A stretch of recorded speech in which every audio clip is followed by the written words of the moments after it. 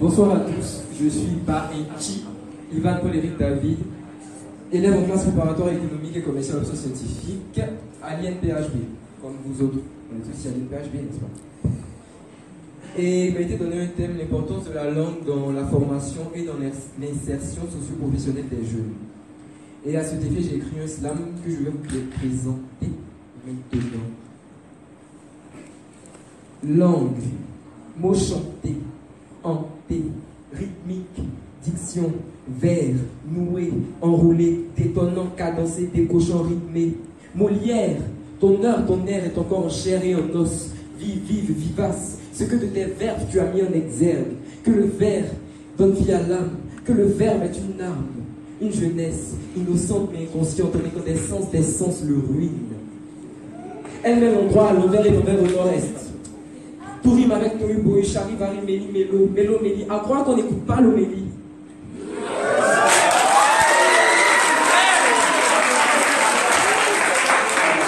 Vive, elle vilipende, vitupère, vocifère comme des fans pieds contre la langue.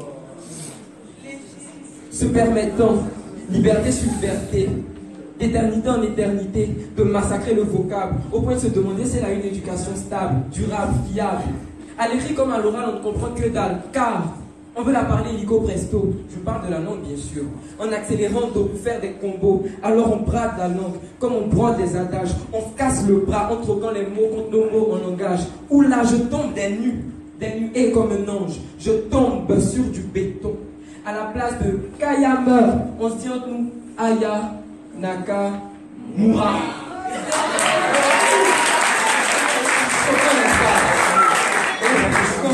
Tout autant de temps qu'on perd à ne pas accorder de l'importance à la quintessence de la langue.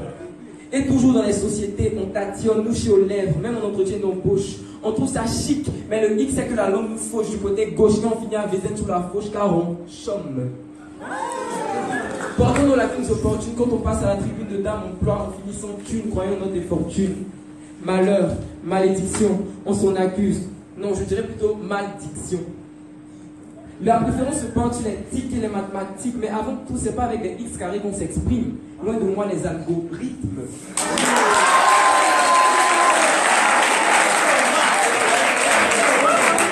Alors, loin d'être Molière, Racine, Baudelaire ou de La Fontaine, efforçons-nous de faire jaillir de tout notre potentiel linguistique, telle une fontaine, décochant, cadencé, détonnant, rythmé.